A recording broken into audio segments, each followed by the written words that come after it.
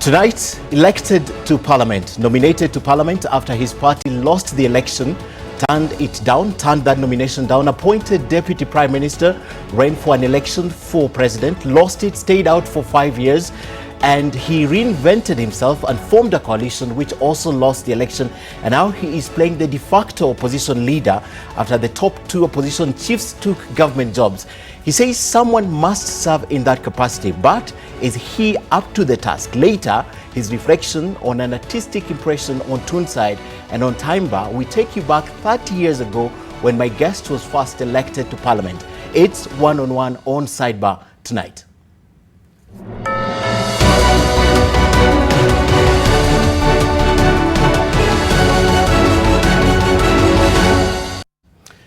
But first, my take. Now tonight, it's our desire to add our voice to the ongoing conversation around students behaving badly, or were they just becoming students?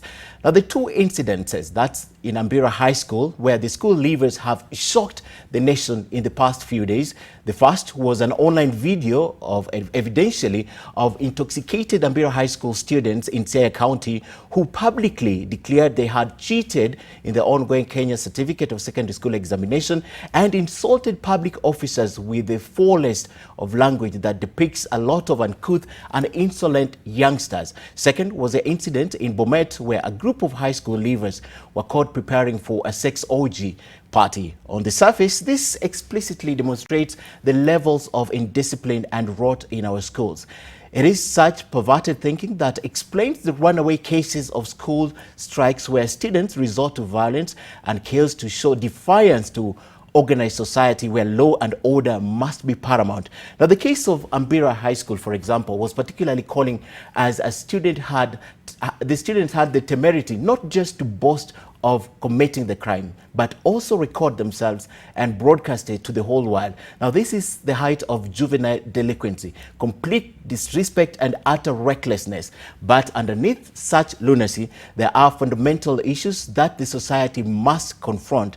The first is the education system is not achieving the desired goal of nurturing upright and morally stable individuals. Tied to this is the rogueness and the highly competitive education system and inherent biases that creates a siege mentality and elicits strong detestation from the learners. We have created a monster in the name of providing education, and learners go through the process as a routine, but without conviction about its relevance in their lives. In itself, there is a strong learning point for the curricular developers and implementers of as well as policymakers. We have to revisit the philosophy, conceptualization and modeling of education to create a system that truly nurtures learners rather than forcing them to cram and regurgitate facts which make them hate the learning altogether. Oftentimes, we fulminate when youngsters misbehave, but we hardly reflect and determine the underlying causes. We have reflected or perfected the disorder and chaos in all spheres of public life. Politicians are notorious for publicly abusing each other and perceived enemies. Top officials, that's public officers, routinely are caught stealing or engaging in extremely unethical practices. Parents long ceded their responsibility and lost authority over their children. Many businesses thrive on stealing and cheating. So as we condemn the rogue learners, we must also confront the question of indiscipline in the society in general. All those unruly students must be dealt with thoroughly and made to understand that there are laws and regulations that guide the society. They must be punished to serve as a warning to others. Even so, it's equally important that the society introspects and determines the value system it inculcates in the youngsters. As Malcolm X puts it, education is the passport to the future, for tomorrow belongs to those who prepare for it today. My guest tonight, Musalia Mudavadi, Amani National Congress Party leader. My name is Ken Mijungu. Join the conversation. The hashtag is Sidebar. Twitters at NTV Kenya at Ken Mijungu. SMS feedback line is 20686. Sidebar one-on-one begins right now. Ukiwa opposition, kwani siku moja huwezi kuwa rais? Utaweza kuwa? Kwa nini watu wanaogopa kuwa kwa opposition? Ukiangalia historia ya Kenya, Moi alikuwa kwa opposition, baadaye ndio akakuwa rais. Kibaki alikuwa kwa opposition na baadaye akakuja akawa rais wa Jamhuri ya Kenya. Hata ndugu yetu mkubwa, ndugu ya Wamalwa, alikuwa kwa opposition akakuja akawa deputy president wa Jamhuri ya Kenya wakiwa na Kibaki, na alitoka opposition. Uhuru Kenyatta alikuwa mkubwa wa opposition KANU, ametoka huko amekuwa president of Kenya. Sasa mimi Musalia nikibaki huko kwa opposition, nani anasema siwezi kuja kuwa rais na hawa jamaa wote walipitia kwa opposition? All right, Musalia Mudavadi is everything, but certainly not what we are getting accustomed to. Have described you on Twitter when we posted that you're coming in studio as very bold, and my panel yesterday, made of members of parliament, current and former, said that you are in the right path, and they said you should not relent. My question is this you, or is it the new you? Has it been you, or this is the new you right now? Well, first of all, good evening, Ken. It is me. This is me.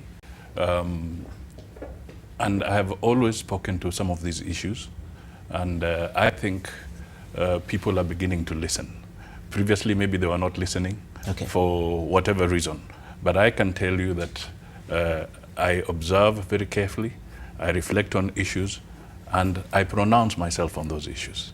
So what I am doing, I've always done, but I intend to become more robust. Oh, more robust. Could that also mean more bold and more assertive in how you do stuff? Yes, I think assertive is the right word. Okay. Yeah. And bold? And bold. Okay. I've always, by the way, I've always been courageous. I tackle issues in manners that people may never have understood before. Okay. So I can tell you very clearly that I am very firm in tackling the issues and in addressing issues that I believe ought to be addressed. Okay, bold and assertive. Let's talk about what you've been speaking about for the last 2 or 3 weeks. Yes. The donation in church. What is the problem? What problem do you have with the donations that are going on in churches? Oh, this is a very interesting thing, because I think I've come out to speak and say something that many people believe is going on, but they're scared of speaking to it because they believe they might offend the church, or they believe they might offend the very philanthropic individuals who are moving around. But the truth is this, and I keep on saying it, the doors of the church must be wide open. They must allow people to come and make their donations if they want to. Yes. Nobody says that they should not. But I think the message I was putting across is this. The church and other religious entities are actually the moral compass of our society. And in the Bible, there are very specific areas. I think in the book of Romans, for instance, the church should not, be overrun by worldly issues. So if we want to build a proper society, and you've just started talking about, I was listening to you, you talk about the young children. The students. Yes. Who seem to have gone wayward ways. They cannot be going that way, and various institutions are quiet. The church has got to speak to it and start, just as much as parents are responsible, but the church, as the moral compass of our society, must stand out clearly. Now, let me just give you an example. Where I come from, this is, I don't know how best I can put it, but this, where I come from in Western Kenya, one of the delicacies is chicken. So here I am, a parent. My son comes of age, or my daughter. So she gets a job. So the first thing I hear is, "Hi, I've come to visit you." And she delivers some chicken for dinner on a special occasion. I say, thank God, that is good, it's a blessing. Next time the child comes with a goat, I say, I think then maybe you have gotten a promotion now that you've brought me a goat. The next time the child comes and delivers a bull, and I say, wow, you must have either been promoted tremendously or you've started some serious ranching business. So we give them the benefit of doubt. But surely, if the child comes and delivers an elephant, you must ask the child, when did you become a poacher? So this is the basic fundamental principally. And you think the church is not interrogating this at all? The all? church has not been interrogating this. Okay. And in the process, we are all now contributing to the negative values that are beginning to catch up with our children. Okay. And of course, you have made this statement in church itself. You don't fear the repercussion of talking about this in church? Next time you'll not get invited to any church. The truth sets you free. After all, why do you go to the church? You go to the church because you believe in the truth. And the truth is important. And the church will support what is true. Okay. So, as far as I'm concerned, I should not fear to speak to these issues. Okay. Now, we are, running away from very important things. Today, let's face it, if you go to any bank, there is the issue of know your customer. You will not open a bank account without them trying to establish who you are and what you do. Okay? We have also seen that if you went to a bank and you wanted to withdraw $1 million shillings in cash, you will have to sign off a form explaining what the purpose of the money is. This is a requirement today. So you tell me, if I go and I start pulling out in batches of 10 million, 5 million, 20 million in cash. Where are the questions? Who is raising the questions? Who is raising the questions? So when you talk about 10 million, 8 million in cash, 2 million in cash, are you looking at all the politicians, or you are targeting a particular politician in this country? It's all of us. Okay. I've never mentioned anybody's name, have I? But why haven't you mentioned anyone's name? Because I'm very careful that you don't want to just be seen to be personalizing a very But you're a bold person. You just told me you're a bold person. Yes, a bold person. Yes, a bold person. But you don't have to mention names just for the sake of mentioning. It's the principle that I'm talking to. I'm talking to the issue that Kenyans need to address. Okay. All right? So if it is me doing that, I think it is important that somebody raises it with me or raises it publicly so that I can reform. Why do I have the feeling that you're afraid to mention this person who's dishing out money? Because the other side is mentioning you, specifically for singling him out. I have never mentioned somebody's name. You've never, and that's why we're wondering, why did you mention the name? This is when you say the guilty are afraid, because I've never mentioned somebody's name. You've heard of this famous story that when you start talking about bonds, the elderly people start getting worried. So if somebody somewhere is getting jittery because I'm talking about corruption and saying that this is not good for our society, then that person should carry his own cross. Yes. Yeah. Your SG was sitting right there, and he mentioned and said, if the cap fits, you don't need. But I'm still going to ask you, are you going to mention the name of this politician, particular politician that is running around and dishing money in churches and building schools? I think Kenyans are very, very observant. They can see for themselves. They observe us daily as politicians. So I will leave that to them. But at an appropriate time, if need be, I would do it. So the tag of being bold, it's always there. It's always there, but you can't mention the name. No. There's a question of also being wise in the process. Okay. Yes. However, it seems the other side think you should not be mentioning the names. Let's play this soundbite and listen to it first, then we get back to you. Nimejipanga na kanisa kwa sababu siwezi kuwa hasla hapa duniani alafu niende nikuwe hasla tena mbinguni. Hapana, hiyo haiwezekani. Sani alikuwa kwingine, sijui alitoa ngapi, lakini ananunguna eti tunatoa pesa mingi kanisani na anauliza tunazitoa wapi. Anasema kwa magazeti, kwa mitandao, anasema huyu pesa anatoa ni kuiba, ameiba. Mimi nimeuliza, sitaki kusema ile duala aliuliza imeibiwa ya nani. Kama sisi atuulizi yeye akipelekea pesa yake breweries, bona anauliza deputy president maswali akikuja kujenga kanisa ya Mungu. Amongst the richest Kenyans in this country, you're not the richest Kenyan. Wewe si ule tajiri mkubwa ndani ya hii nchi. Kwa hivyo kama matajiri wengi wako na pesa na wameamua kukalia, wasitafute jinsi ya kunyang'anya na kukataza ambao wanataka kusaidia kanisa. Wakipeleka mtu wakijenga nyumba South Africa, mwingine anunue ile kitu ananunua vile wewe ulivyosema, Usikue hasla hapa nyumbani na ukue hasla binguni, ama namna gani? Watu wengi wanasumbuliwa na ile kazi mimi ninafanya ya maendeleo ya taifa letu la Kenya, ya kujenga makanisa na kufanya yale mambo mengine, lakini mimi nataka niwaeleze watulie, wawache maneno mingi. Hakuna haraka, hakuna shida, kila mtu afanye kazi yake, na hakuna haja ya kusumbuliwa na mambo ya 2022. 2022 itakuja na itapita.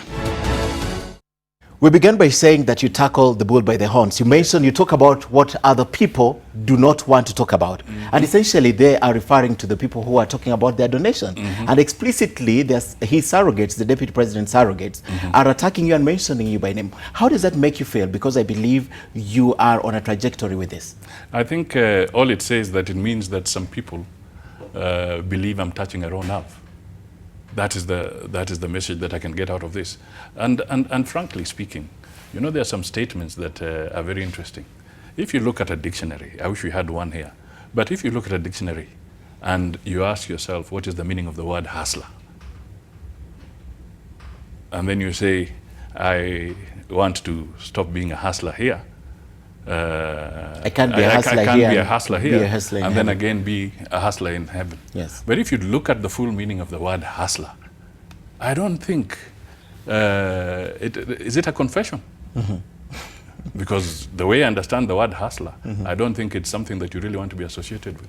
Okay. So is somebody confessing to some issues? Okay. Okay. So, but in any case, yes. Let's go further. A statement like that also seems to indicate that you are trying to buy your way to heaven.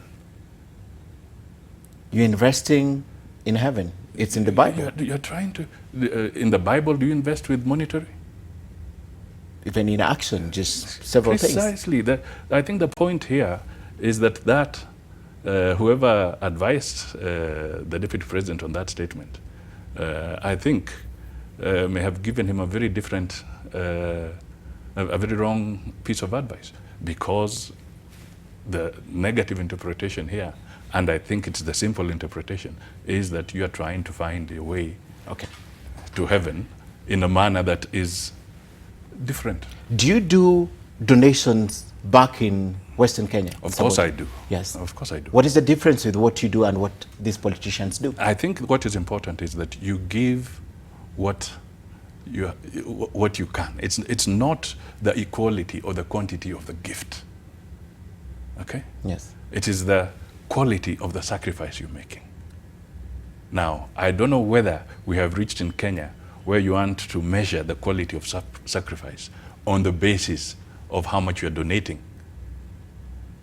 God loves a cheerful giver. What about the same Bible that talks of how he appreciated the lady with the little she had? With the little she had. Yes. Yeah. Why aren't we talking about that? Okay. Yeah. All right. To end this, I'd like to ask you a question that has featured also in a discussion with members of parliament here. Yes.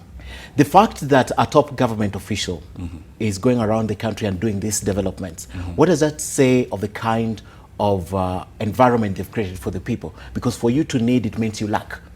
So filling that void. I think what it means is that there's been a lot of wastage. Let's just now move away from the church. Yes. There's been a lot of wastage and there's been a lot of pilferage. And we have to do something about it. It seems a lot of resources that are due and are supposed to go into development are not reaching the targeted areas. And this is why there's this sudden urge, all of a sudden, and sudden haste that people must go back to fundraisings. And this will in turn put pressure on individuals, particularly those in public office, to start trying to figure out how they can raise money through unorthodox methods to try and meet these commitments around Harambee. Okay. I'll be talking about corruption later and what's happening in the country with the domestic or public debt. I want to talk about politics now, and I want to talk about NASA specifically. Right. Is NASA dead? No, NASA is not dead. NASA is not dead because we have a coalition agreement. And inside the coalition agreement, which is registered with the register of political parties. We are very specific that 3 political parties need to exit formally for NASA to be pronounced dead. As I speak to you now, and as I speak to the nation, none of the 4 principal parties in NASA have withdrawn. Formally? Formally. None. All right? But what I admit is that NASA has been facing challenges and continues to face challenges. And these are the challenges that we ought to deal with. Okay? We have a situation where we have to rebuild confidence within NASA. We have issues where we have to deal with issues of trust amongst ourselves and our members. These are issues that are on the table and they'll have to be dealt with. Okay. Yeah. When did this crisis begin? When did this lack of confidence begin in NASA? Is it during the swearing in of Raila Odinga? I think that is history, really. When people don't consult appropriately during certain circumstances, then naturally cracks would start appearing. Okay? So I don't want at this point in time to say that I'm blaming any particular individual on this. I think NASA collectively, the members and indeed even the principals of NASA collectively share some measure of blame on what has befallen NASA today. Okay. So when you say it's history, my interest is not in the history of the swearing in, but what could have happened before the swearing in. There are reports that the team that did not go to Uhuru Park were threatened by foreign embassies. Oh my God. Who threatened them? Like blacklisting, withdrawal of visas. No, it's not about charges of treason. It's not about threatening. I think what becomes clear is that you do what is right. And I've stated before, I think even I stated it here, that we must believe in constitutionalism. We as NASA must work on the basis of what the law provides. Countries are free to make their decisions, but the reality of the matter is that if we engage in a process, and this I can tell you for free, if I or anybody else engages in a process that is seen to be unconstitutional in trying to get to power, you will not only lose friends within the country, but you will also lose friends outside the country, particularly those who believe in constitutionalism. So as far as I'm concerned, I can tell you that our position was very clear, and it remained very clear then, that NASA principals were a constellation of people with a high profile. Raila was a former prime minister. I was a former deputy prime minister, also a former vice president. Kalonzo was a former vice president and foreign minister. Wetangula was a former foreign affairs minister. Yes. So clearly, we are people who have been exposed globally and internationally. And therefore, it must be known to everybody that anything that you do, particularly if you are in the game of politics, let it be within the framework of the Constitution. Okay, as you say that, thinking from the top of my mind at that time that a lot of sentiments that went around that is that, apart from the explanation that you're giving, is that you chickened from the process. No. That's the narrative that has been driven. Yes. Yes. But I want to tell you that it's rubbish. It is rubbish. Okay. Yeah. It is absolutely rubbish. Let us learn to follow the law. Okay. We cannot be talking of our children out there misbehaving in Ambira and in Bomet, and then we, as leaders, want to conduct ourselves in a constitutional process. Okay. Yeah, we can't have our cake and eat it as leaders. You are the NASA principal who announced Raila Odinga as president and said you will do anything to ensure he ascends to power. That was during the campaign. No, that was after the vote. That when we were disputing the results. Yes, when we were disputing the results. Yes. And we did. Indeed, as a nation, we did. Was that constitutional? We went to the Supreme Court, didn't we?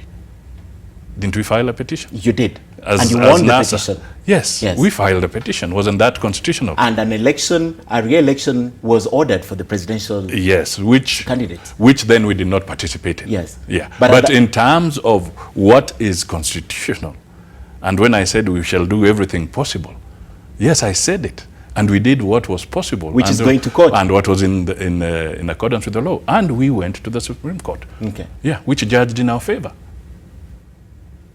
But at the time you're making the declaration, Yes. Uhuru Kenyatta was ahead. He had already been announced a president, right? Elect. But you still made the announcement. But after I made the statement, Yes. it's because I believed that we had Won the election. And I believed that the election process had been flawed by the IEBC. So I made that decision at that point, or that pronouncement at that point in time. But subsequent to that, we followed the law. With hindsight, what happened and the accusations that have been flying around about you chickening, not going for the swearing in, yet you were the one who led the presidential campaign, you coined the tribune and all that. With hindsight, do you think you'd have done something different? Do you think you'd have taken a contrary decision? No. Perhaps to go to Uhuru Park? No, I don't think I'd have taken a contrary decision because the fidelity to the law is important, Ken. Okay. And if we want to consolidate democracy in this country, and we want to be able to also generate investor confidence and people believing in our systems, we must abide by the law. Okay. Yeah. Raila Odinga and Kalonzo Musyoka have been appointed, and you have declined an appointment, or you have said you've not been appointed, but you've said that you don't want an appointment in the government. What does that make you in the coalition, in NASA? Well, first of all, let me state here that I don't begrudge my brothers taking up any assignment. And indeed, I have congratulated both of them, the Honorable Raila and the Honorable Kalonzo, for the assignments that they have. And I believe they will offer something for this country, and they'll offer something to the African continent. So it is important we appreciate that. And I wish them well as they proceed with the assignments. Now, the point I've been trying to make here is that what defines government jobs? I believe government jobs are defined, or at least come across, when you have had an election and you're competing. So there are those who win the election and then are mandated to form government. And there are those who lose the election and their job shall become the opposition. So the straight position here is that the Jubilee government was given the mandate. Whether we may have issues around it or not, the fact of the matter is that the Jubilee government is the one that is in power. So we have to appreciate that for government jobs, their first call of port is really those people who supported Jubilee. We were going into the election to form government.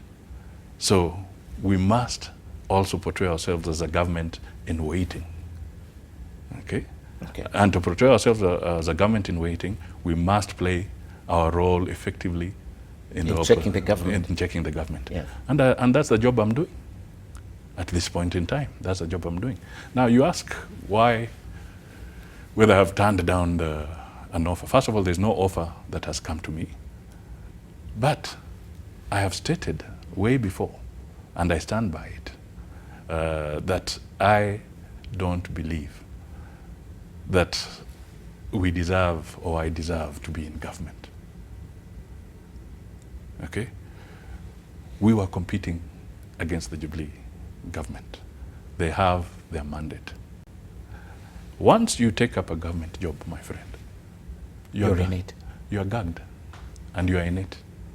Under the principle of collective responsibility, we would not be able to discuss issues here, because you would be looking at it and saying, will I breach the principle of collective responsibility? So I don't want to be gagged. I want to be able to express myself and to speak to citizens' issues and the country's issues And where the government has done well, I will commend it. I'll not shy away from saying so.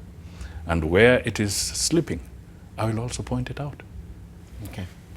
But in this role, you have not been proactive about it. You're only coming to take up this role after Raila Odinga was appointed to the African Union Commission.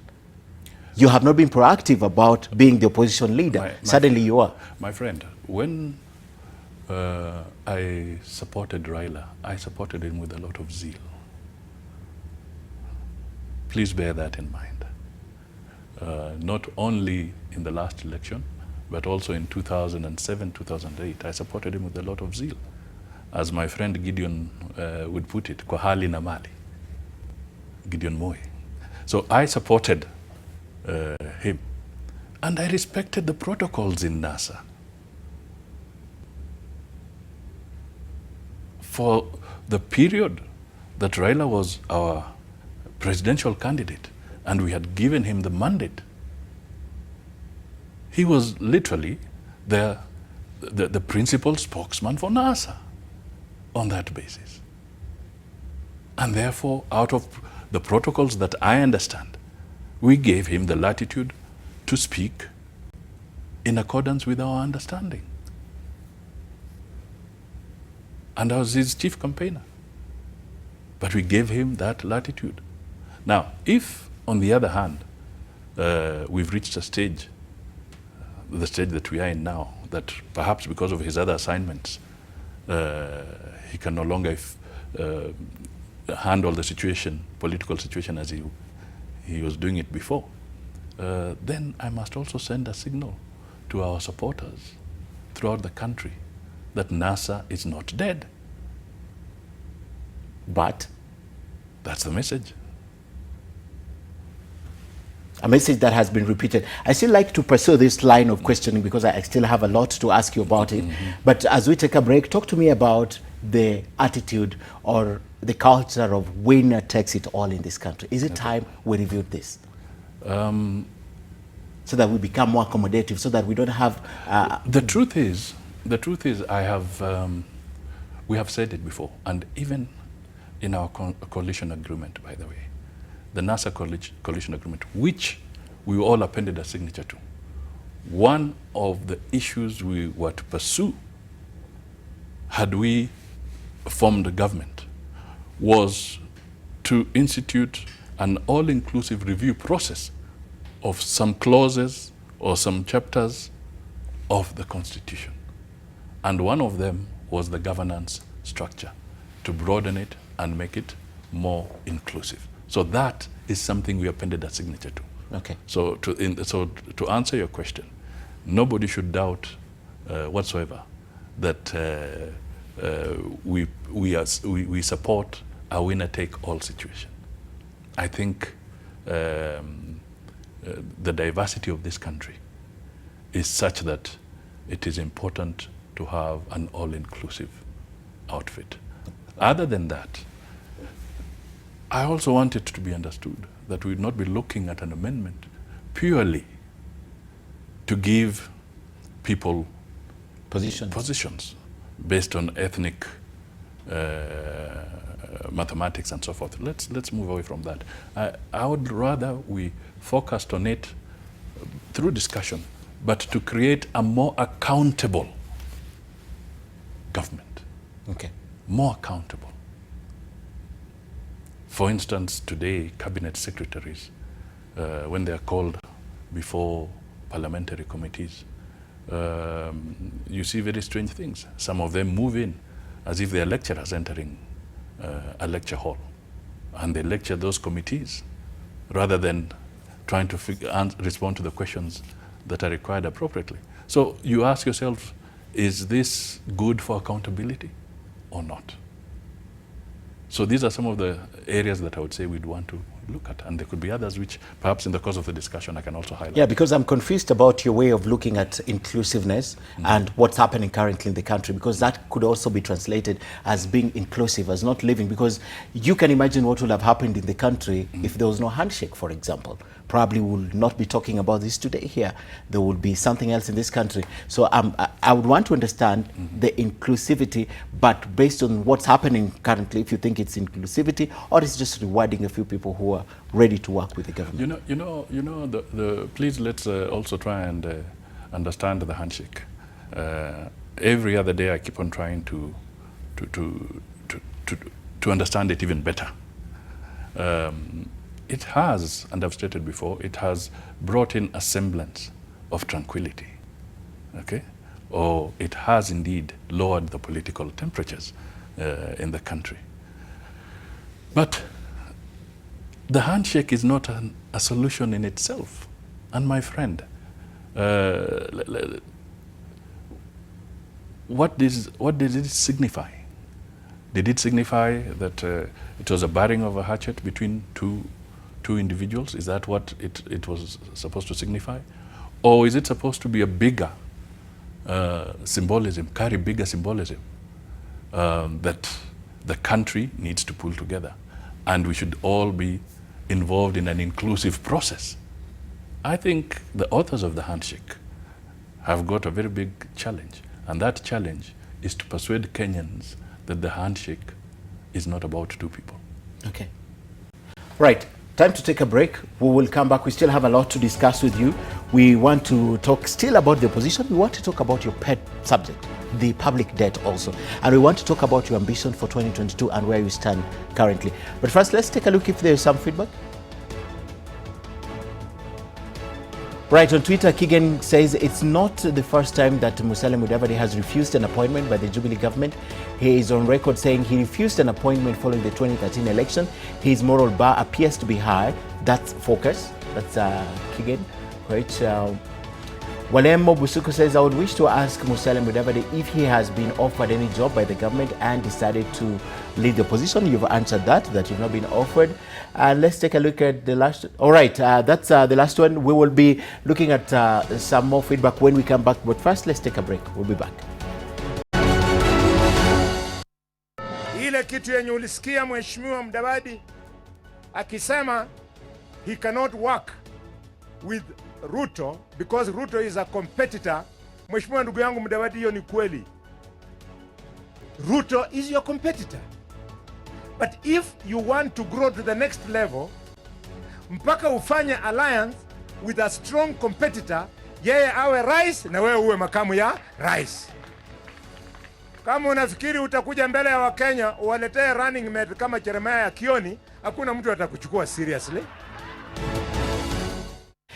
This one talks to the politics of Western Kenya. Would you work with Deputy President William Ruto? I've stated very clearly I'm a competitor. We can remain friends, but he's a competitor. So on what basis would we be saying let us work together? If it is the question of 2022, we cannot, because he's looking for the seat and I am looking for the seat. So let this be very clear. That you cannot work with William Ruto? Not on this one. Not On this competition of 2022. No. In 2013, you ran, right, yes, I for did. president. Yes. You did not support Raila Odinga. Yes. But in 2017, you supported Raila Odinga. Yes, that was a different time, different circumstance. Okay? But here I'm being very categorical that it's not on. Times change. I am telling the Kenyan people I'll be offering myself to you at the appropriate time in accordance with our constitution so that I can have the opportunity to serve the Kenyan people. So I'm very clear on that. Okay. A lot of your sentiments have always had a tone of you are ready to lead the opposition without Raila and Kalonzo. It looks to me like you are ready, you're waiting for something to push you to do that. I'm already doing it, my friend. I'm already speaking to issues and playing the role and articulating the issues that need to be dealt with from the position of an opposition personality, an opposition leader. So I'm speaking to the issues. So I'm not waiting for anything to give. Okay. I'm not waiting for anything to move. I think I've been very categorical in what I've been addressing in the last few days, whether it be the public debt, which we shall talk about, as you said, yes, or whether it will be issues relating to corruption, the mistreatment of maize farmers, the mistreatment of sugarcane farmers. All these issues are on the table, and I've been addressing those particular issues. And I don't know whether this is the time for us to highlight some of them. Or do you want us to? No, we'll highlight them. We'll highlight them. So I'm still on that because yes. Probably now that Raila Odinga and Kalonzo are gone, you're waiting for them to say, now you are the one who's remaining, now take over the mantle of the opposition leader. Be speaking about what I should be speaking about. No, I'm not waiting for them to say anything. Okay. All right, let's be very clear on this. I'm not expecting them to say anything about the opposition politics in this context. All I'm saying is that I'm already playing my role as the opposition leader. Okay. Yeah. The question then is, do you have what it takes to be the opposition leader? And top of my mind is how Raila Odinga has led the opposition in this country. Do you have the trust of Kenyans to believe what you're going to talk about? I don't know whether there's a script that is cast in concrete on what an opposition leader should look like, or what an opposition leader should behave like, or how an opposition leader should behave, what gait he should carry, and so forth. I don't think there's such a script. So we must debunk this notion that an opposition is about an individual. Let us look at the opposition as an institution, an important component of our democracy and our constitution. The way you expect government to work on issues collectively, I think it is also important that the institution of opposition be seen to be checking the excesses of government and also offering alternative policy positions. Okay. So that is what I am doing, and that is what I intend to do. And I want to invite other Kenyans to be part of it. Okay. There's been a notion here that opposition must be defined by picketing. Opposition must be defined by some form of violence. Opposition must reflect a certain degree of impunity. This is the notion, this is the straitjacket in which we have put opposition, and I think we owe it to the Kenyans to tell them that that has been the wrong perception of what opposition is. If I'm preparing myself to be an alternative government, why should I scare investors by destroying properties,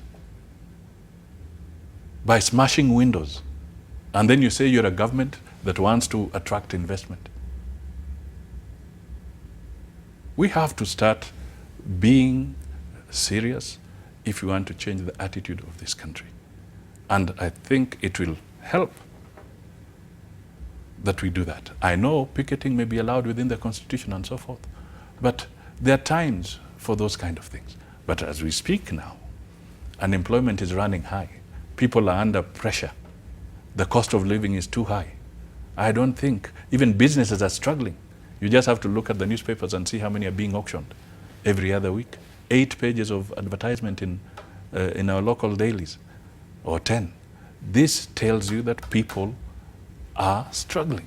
Okay. This is not the right time to start telling people we want to start destroying property, or we want to start picketing, and then you get out of control. But do you think even if you wanted, Kenyans will follow? Even if you wanted to call Kenyans to the streets, they will follow you? It's not about following me. Yes. Kenyans don't protest because of the individual. No, but they understand what an individual says. No. If there was a reason for a protest march, it should be on an issue. It should be issue-based. We should not fall into the trap. I mean, Mzee Jomo Kenyatta once said, I mean, even if you think you're what, and he told you go and stand on Hilton Hotel, which was the tallest building then, and jump to the ground, and you don't have a parachute, will you jump? So there are some things here that we must be very clear about as a nation. And in this context, let us redefine what opposition is. Opposition, redefine opposition politics in this country. Okay. Yeah. If you would raise an issue in this country right now, say for example NHIF right now, do you think Kenyans will take you seriously as an alternative voice? I would say they've been taking me seriously. I can tell you that. There are so many Kenyans out there who are listening to the issues I'm talking about, and they're taking me seriously. Okay. Yeah. All right. And that takes me to you fitting probably in the shoes of Raila Odinga as the opposition now that you have taken over that role, as you said, right? What is your kind of relationship with Raila right now? By the way, we are not enemies at all. We've never been enemies. We are friends. You talk regularly? We even share the gym. I don't know whether that helps in debunking this notion that differences of opinion means that there's enmity. No. We may have different views, different approaches to the politics of the day, but we are not enemies. Okay. What would you say about his nature of politics, Raila Odinga? You've talked about how he's led the opposition and what has characterized the opposition. What I don't know is that I don't know whether it is fair for me to... no, but you've just talked about how the opposition has been handling... To spend too much time discussing my friend Raila, because there are some issues that he's best placed to respond to. All I can say at this stage is that everybody has got his own style and approach. Okay? Sometimes his style can achieve certain objectives. Sometimes my style will achieve the desired objectives also. So let us respect each other in that scope. Okay. So one of the things that has bedeviled NASA is lack of communication, even within party structures. How does your party speak to issues, for example, ANC, when you want to address issues that deals with the coalition? I had Boni Halwale today at SLCMU. They said there was a national executive committee that manages NASA. After the election, they've never been called to it. But I'm wondering internally within your party, how do you handle your issues? We have a constitution, and we follow our party constitution very, very carefully and to the letter. We have the regular NEC meetings. And if we were to talk of either merger or cooperation in a different way, there are party structures that would all have to be engaged. All right. So what Boni Halwale was talking about was that initially there was a committee that was supposed to look into the mechanics of this process. Okay. But that committee does not make the decision. It can make a recommendation to the respective parties. And the party must then process those recommendations within the framework of their structures.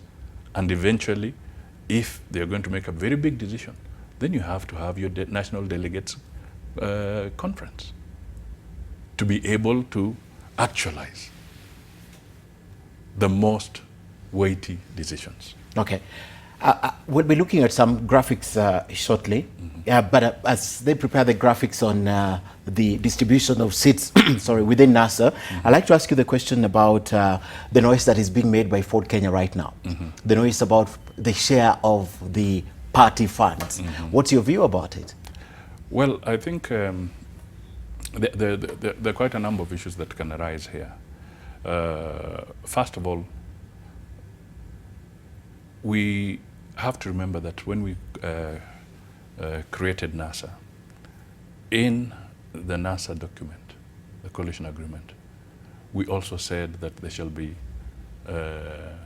revenue sharing, because we understood that we are supporting our presidential candidate who belongs to the ODM party, but we are all part of a package in the form of a coalition.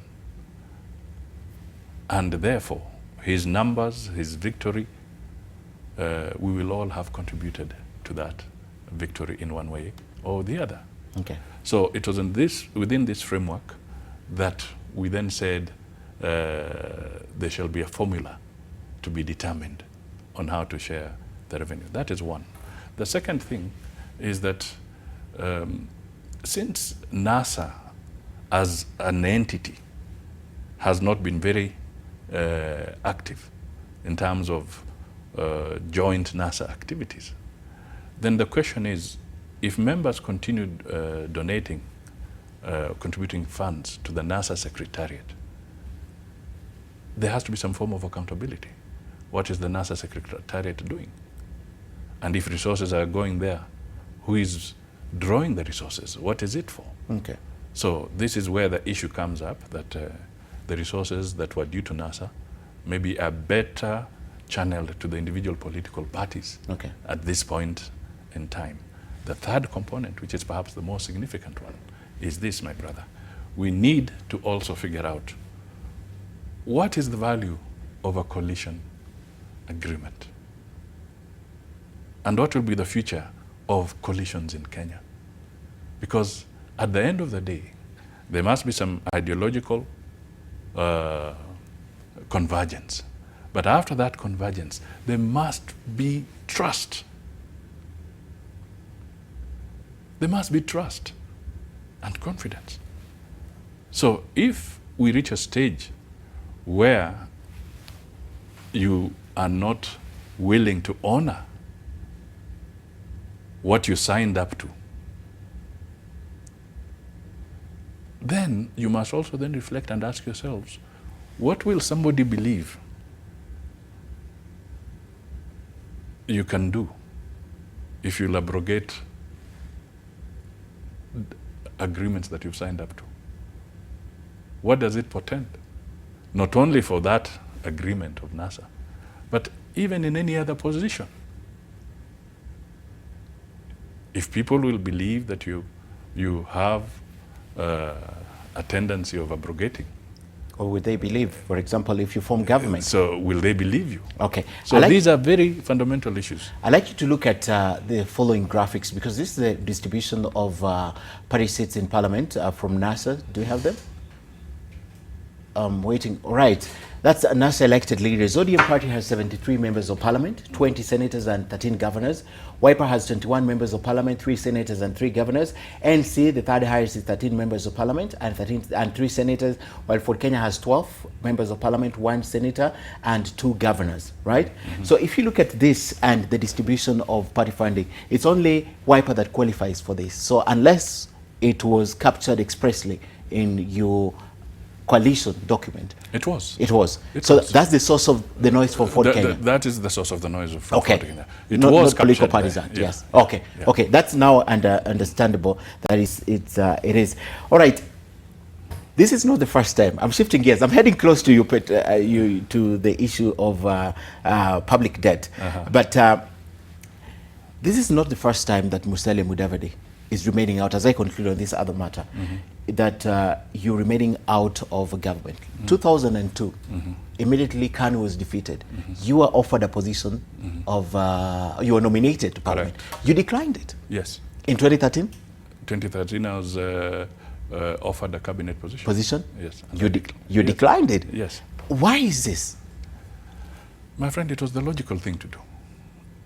You see, if you're somebody who believes in democracy, and you respect the electorate, you respect the people who vote you in. When I lost the seat in Sabatia in 2002, the people of Sabatia had spoken. They didn't want me in Parliament because they were unhappy with the stand I had taken at that time. Okay. And everyone left, including Kamotho. Yes, but they said they were unhappy with the stand I took, and the stand was that I supported Uhuru Kenyatta in Kano, yes. Yeah. So they were unhappy at that time. Right? So you wouldn't have accepted a nomination, and yet your people had refused. So if the people had voted me out of parliament. They had said that we don't want you in that house. I have to respect the will of the people. And in any case, what are nominated seats for? They're supposed to cater for special interests. So was I going to cater special interests for losers in the elections, or what would I have done? But that's what happens in this country. They reward losers with ambassadorial positions, cabinet positions. Well, the point I'm trying to put across here is that I think as we shape up in this country, we need to start looking at these ideals. Okay. All right? And in the context of the cabinet position that was there, 2013, after you reigned, I stood by the same principle that if I was in the race and I did not win, all right, and this is nothing to do with what you would call a grand coalition government or anything like that, which would have come in through different circumstances. I simply said, and respectfully, that no, I don't think I should take it. And I stood my ground, the way I'm standing my ground now, that what is good, I will commend the government. But what is not good, I will have to speak out against it. Okay. And that leads us to your current predicament. You're also saying, I am not going to work with Uhuru Kenyatta in his government right now. I'm very clear. Once you enter government, and I have to repeat this, once you enter government, you're gagged. You're gagged. Your mouth is zipped. And you really want to talk. And I want to be able to talk. We cannot have a monolithic state. We cannot have a situation where we are all perceived to be reverting to a one-party regime. And speaking to this issue, I remember saying that there are a lot of NASA supporters out there who are keenly waiting and watching because their hopes were shattered. We must raise their hopes again. Okay. And that's not all. It's also about the things that happened during that time. The hopes that people had, what happened during the election, the violence and all. Mm-hmm. Yeah, because a lot of people say if you cross on the other side, then you seem to agree with what would have happened. Does that also inform your choice? You see, there are a lot of issues that inform my choice. I think, first of all, it's the logical position. That everyone ought to take in your position. This is the logical position. Now, the second thing that we have to look at is this. It's the institution of the IEBC, for instance. It has constantly been the source or the trigger for extremely violent incidents in our country. We have to deal with it. It has to be sorted out. And if the handshake is going to facilitate the addressing of the IEBC, then one would say that this is excellent, because then we have dealt with the elephant in the room, so that we can all respect the outcome of elections. Okay. Where the loser knows I have lost fairly, and where the winner knows I have won fairly. That's what we should be addressing. Yes. Right, time for another break. We want to talk about public and national debt. Mm-hmm. You wrote an article that appeared today in the Daily Nation also on this. I'd like to come back with that, and let's take a look at some feedback, then we can... All right, I'm told there are no feedback, but a lot of you are speaking on social media. I'm seeing them, will be retweeting, some of them will be reading after the break, but keep them coming. Share with us your opinion, join the conversation. Hashtag is Sidebar. Make sure you tweet us, because we try and read them. But let's take a break. When we come back, I'd like to talk about what Musalia Mudavadi has also talking about, that's corruption and the public debt. Stay with us. All right, welcome back to Sidebar. My guest tonight is Musalia Mudavadi, the Amani National Congress party leader. Is speaking to us about a lot of things. We've spoken about the politics of 2018, 2017, and now I'd like to talk about something else. Let's take a look at these graphics as we prepare to talk about the issues of public debt. And the graphics here, the national debt stands in 2008, and this is from your column. 2008, it was about 873.5 billion shillings. 10 years later, we are at 5.1 trillion, right? And the worrying thing about this is Moody's we're reporting that they said that African countries, including Kenya, is in danger of being auctioned by the Chinese because of the debt. Yes. Yeah, I think this is a very serious matter, to be honest. And I'll keep speaking to it so that we can, as a nation, get seized of the crisis and collectively start working on serious solutions towards dealing with this public debt. A country will always borrow, no doubt about that. But the parameters that come into play when you're borrowing are the issue. One, is the money being borrowed to be utilized appropriately, or is it being borrowed to be squandered?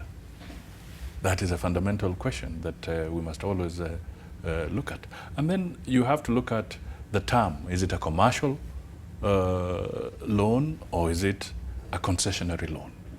So these are fundamental issues that we must look at, and our ability to repay. So all these are very critical parameters. But the situation in Kenya now is that our public debt is close to 60% of our GDP. For an economy like ours, that is a very serious... 60%? Yes, of GDP.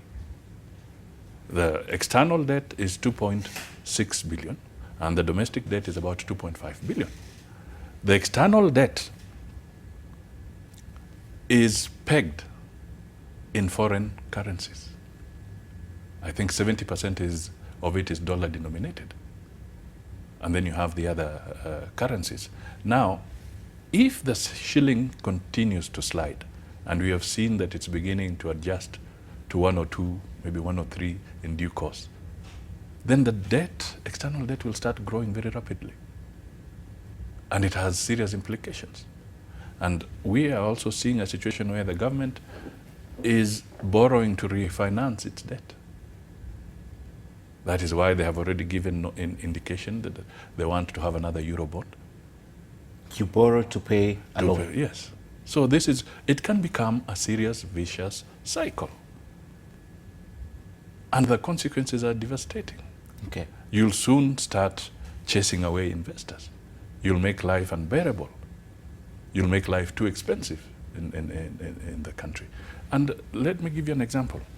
The small and medium enterprises.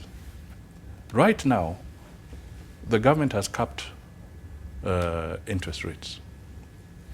Now, if you look at what is happening, people thought that this might help the small to medium scale, the mama mbogas of this world, the border people, and so forth. But what is happening? The banks are actually lending to the government. The government is taking up everything. That's why our loans are expensive. So the loans are becoming expensive. So we are trying all sorts of things to try and say, let us lower this. All these are translating into the expenses. If China's debt, and you've said it quite correctly, the Moody's, yes, Moody's. Has indicated, it says that out of the external loans, for instance, China's debt is about 70% of our external loan. Now, if you profile those loans, what is the repayment period? Is it 10 years? Is it 15 years? Is it 20 years? What is the interest rate? Is it going to be long-term loans where you can repay over 40 years or 50 years? Those are the kind of loans you get from the World Bank and institutions like the IMF. But once you go for commercial, the repayment maturity date of those loans is shorter. So the question we ask ourselves, that is one. And then, you know, on the dams, I think the government has again taken close to 260 billion to deal with these dams, whether you're talking of Thuaka, where. Some of these dams are not even ready. And chances are the repayment process will start falling due. So this is a critical issue. Okay. Now, translate this to the corruption, then translate this to Now go back to the maize farmer. You are able to pay the Mexican farmer, the imported maize, close to 4,000 shillings per bag. And you are telling the local farmer that you can only pay him 2,300. 2,300. I think the input was more than 3,000 shillings. Now, at this point in time, the cost of fertilizer, if you are to bring it all the way to Eldoret under normal circumstances, cost and freight and so forth, the transportation, the margin for the dealers, you'd be selling maybe a bag of DAP for about 3,000 Kenya shillings. That is the farmer in Uasin Gishu, the farmer in Trans Nzoia and so forth. This is about the price that they're paying at this point in time. My friend, the government says they are subsidizing, they bring in a fertilizer and they say it's at 1,800 for the last 6 years. But do you know what has happened? The first 3 years, they locked out all other fertilizer dealers in this country. They dealt with one, given a monopoly over a 3-year period. They finished. The last 3 To another person. to another person, again a monopoly for 3 years. And we are talking of a country that should be competitive. But the irony of it all is that as they say they're bringing in subsidized fertilizer at a price of 1,800 and on the market it's at 3,000, then you find that the farmers cannot even access that fertilizer of 1,800. Middlemen or willy dealers take the same fertilizer and put it on their shelves. And sell it for 3,000. And sell it for 3,000. So here we are, the government saying it's subsidizing the farmers, when in fact they are subsidizing businessmen and cartels. Willy dealers and cartels. As a former, this has got to stop. That's the solution I'm looking for. Because you're a former finance minister, how would you deal with this problem? First, the borrowing in this country. First of all, on the borrowing, I think I've tried to indicate a few things. First of all, deal with corruption, deal with wastage. These things must be dealt with, and there must be serious action so that you send a clear signal that you're dealing with this. But as a finance minister, you will not be able to do that. No. Yes. But it's the government. Is it? Okay. A finance ministry does not stand alone. It is a finance ministry of a government, of a nation. So there must be collaboration with the various agencies that deal with these kind of issues. So that would be something to deal with. The second thing that we must look at also is we must start preparing ourselves for rescheduling. Of the loans? Oh yes. Okay. Take it from me. It will happen. So we have to go back and renegotiate about the payment period. Some of these loans will have to be renegotiated. And the Treasury should set up its team to start profiling these loans and start figuring out which ones may become candidates for renegotiation. The third thing, we must look at the laws. And here, the amendments to the Public Finance Management Act diluted the role of Parliament when it comes to dealing with public borrowing, especially external public borrowing. Because we are seeing a situation where Parliament is getting to know after the event in some of these cases. Okay. And I tried to get the sessional papers from Parliament to show out of these most recent commercial loans, which ones actually had their sessional papers tabled in Parliament and approved by Parliament before the executive appended its signature to those loans. Did you find any? I didn't get the documents. Okay. Yeah. So you wouldn't know if at all it happened. Yes. So that should that not be a public document? It should be a public document. Okay. Yeah. So these are things that we need to look at. They have produced the report and says this is the loan report, the annual report. The Treasury did table that, but certain critical details need to come out. And this is why I also went further in my commentaries to say that we need perhaps to create not just a debt management office, because they had created a debt management office in Treasury. They even interviewed an officer, but it took several months before that officer can be set up. Why were they taking so long if debt is such a crucial issue to establish the office? So this is why I say that we may need to go a notch higher and legally create an authority that will have sufficient expertise and will have independence, similar to the Auditor General's independence, to be able to interrogate loan propositions thoroughly before signatures are appended. Okay. What do you think happened, went wrong with the PFM? Should it revert back to Parliament?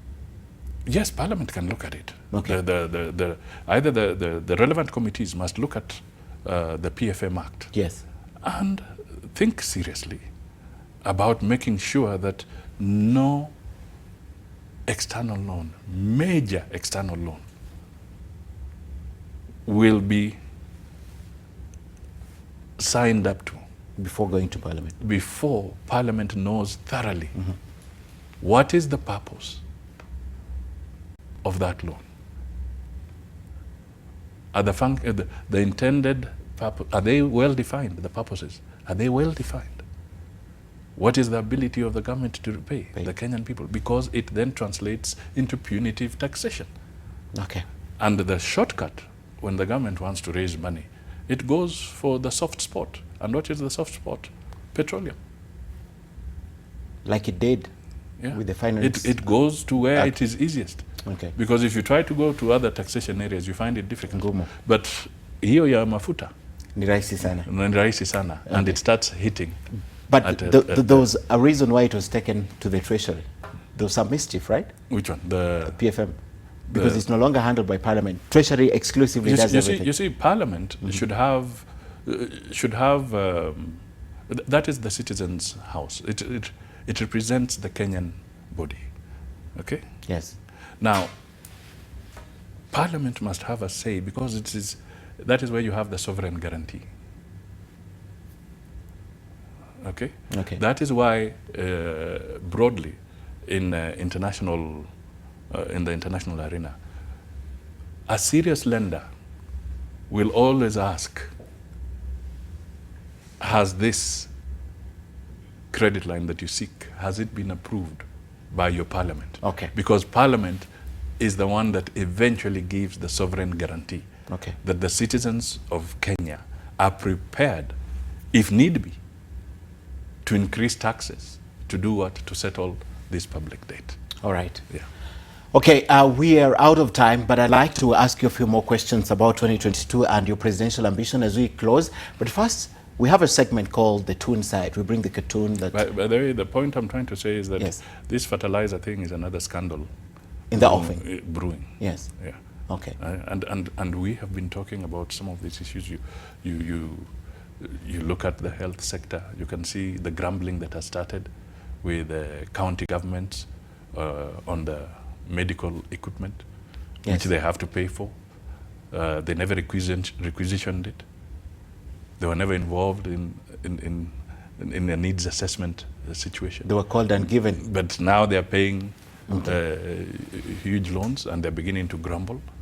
Now, this is the danger, that if we start getting involved without including people in our discussions, in our planning and so forth, if we become arrogant and decide that they should not ask any questions, then we are going to drive the country on the edge. Okay. All right. I see a question from Jacob Abera. I'd like to ask you that when we come back. But first, I'd like your reflection on this cartoon.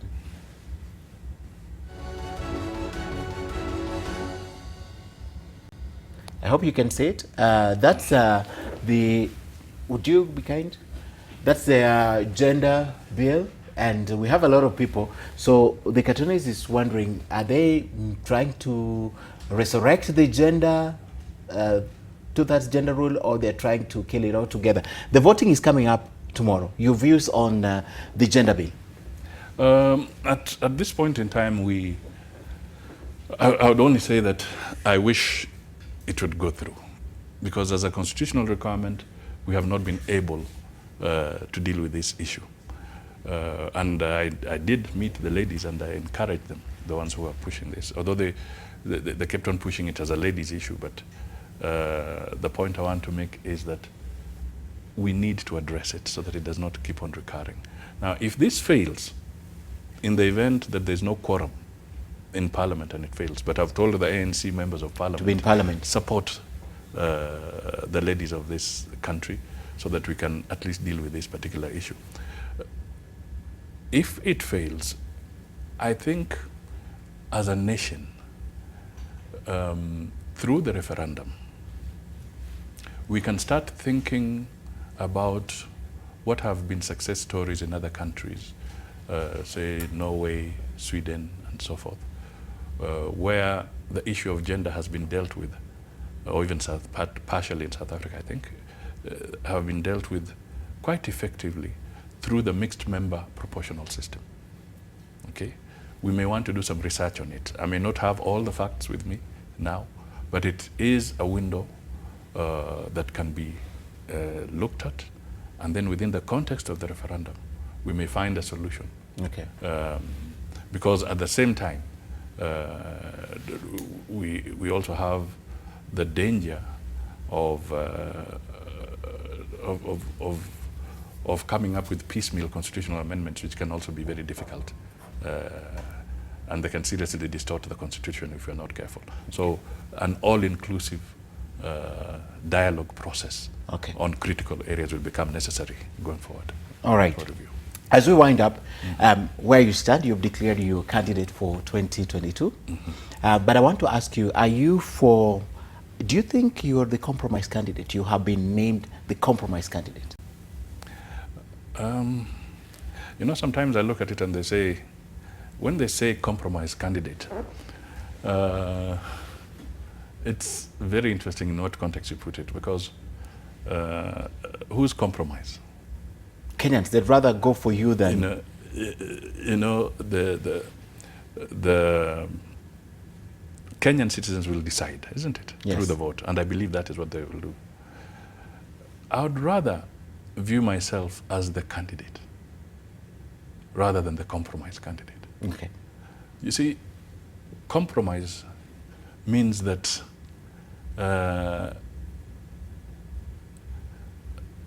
they would have preferred something the other else, person, but they have decided to compromise on you.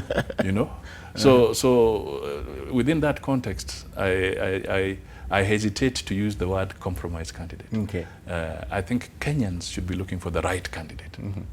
So you are an established candidate. And I believe I am the right candidate.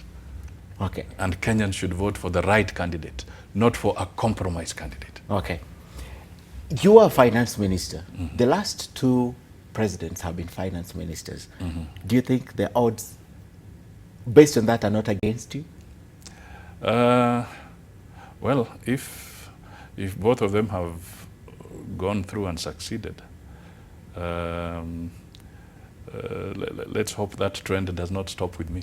Okay. Yeah. So it goes to the next finance minister. To be interesting. Yes, but the retired President Mwai Kibaki was a finance minister in this country. Yes. And President Uhuru Kenyatta was finance minister. Right. And now Musalia Mudavadi.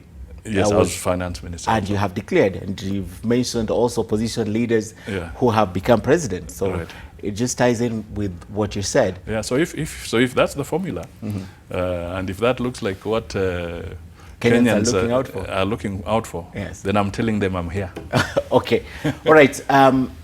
Your closing remarks over everything we have said, yes, beginning with the politics of the day, you not taking up a position, and we've come to public debt, and now your candidate. Your closing remarks just in a minute. Yes, I think I would like to just urge Kenyans that let's be united. Let's work as a Kenyan people. Let us move away from negative ethnicity. We all come from different communities, but let us move away from negative ethnic processes and politics, and be prepared to serve the Kenyans. Let us fight corruption, seriously. Okay. Let us fight corruption, and let us strengthen the institutions that deal with corruption, whether it is the Ethics and Anti-Corruption Commission, whether it is the DPP's office, the DCI, the police, the judiciary. Let us deal with these institutions appropriately, give them the necessary resources. Parliament must play its role so that they can function. And a classic example is the judiciary. You know, when you see the debate that is between the DPP's office and the judiciary as an example, I don't know how much time I have, but when you look at it, these are expressions of frustration, okay, in this cycle against corruption. They're expressions of frustration. Now, we must ask ourselves, who is the biggest culprit in frustrating this effort? Because if, for instance, the judiciary, in best practices, they're supposed to have 2.5% of a national budget in an ideal situation, we are giving our judiciary 0.9% of our national budget. Today, we have about 150 judges in Kenya and about 500 magistrates. If you interpolate this with our population, you'll find that you're having one judge for 300,000 people and one magistrate for 115,000 Kenyans. Now, if you go to other jurisdictions, you find in a situation like the US, you have roughly about 102 judges for 1 million citizens. All right? In Kenya, you're having 3 judges for 1 million citizens. It's practically headache. And then remember, they are manual. So we have to invest in resources for them to broaden their capacity in terms of the people actually dispensing justice, and also give them the resources to bring in technology, because our judicial processes are still largely manual. Now, the DPP's office was also underfunded. In the last budget, they were given only 3.6 billion. Compare that with what Parliament took for itself. Okay. EACC was also underfunded. So these are signals that tend to show that perhaps we need to do more on the fight against corruption. Okay. So to me, these are the areas that we can focus on and then work seriously to create jobs for our young people. All right. There's about 8 million young people out there and they don't have jobs.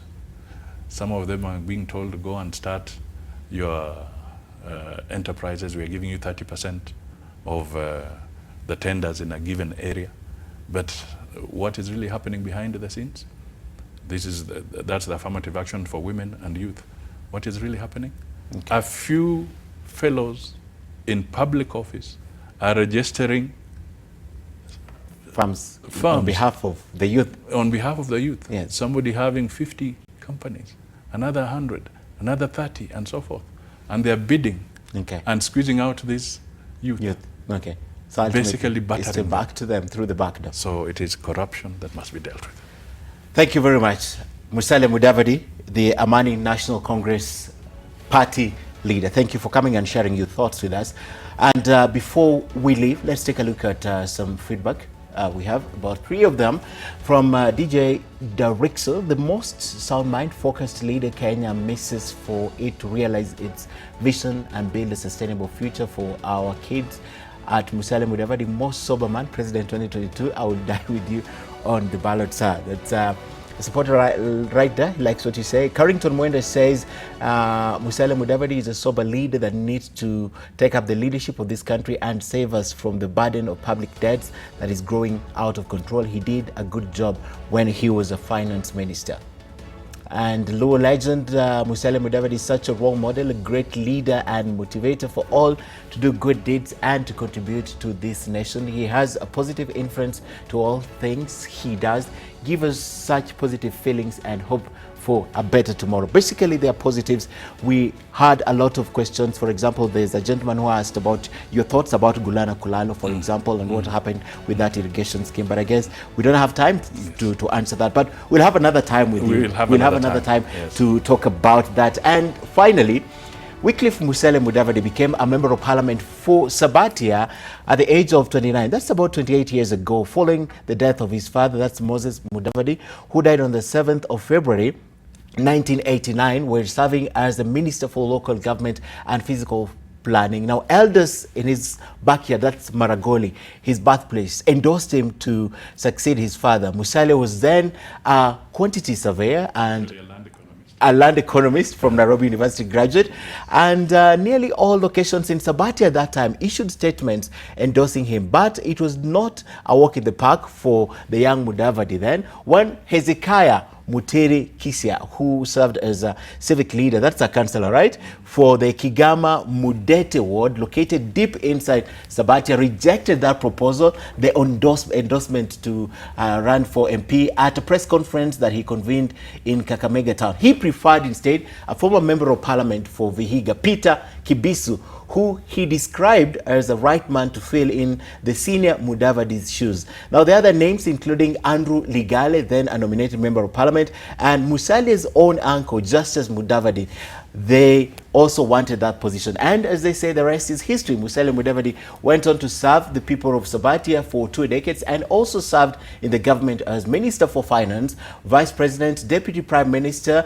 And of course, that's a good place to end our discussion tonight. Thank you for watching and thank you for coming and sharing your thoughts with us. And we'll have another opportunity to talk about all your thoughts and if they're development. Thank you for coming. Thank you so much. All right, and have a good night. We'll be back right here on Tuesday next week. But on Monday, I'll be back with AM Live with a discussion, political discussion. Have a good night.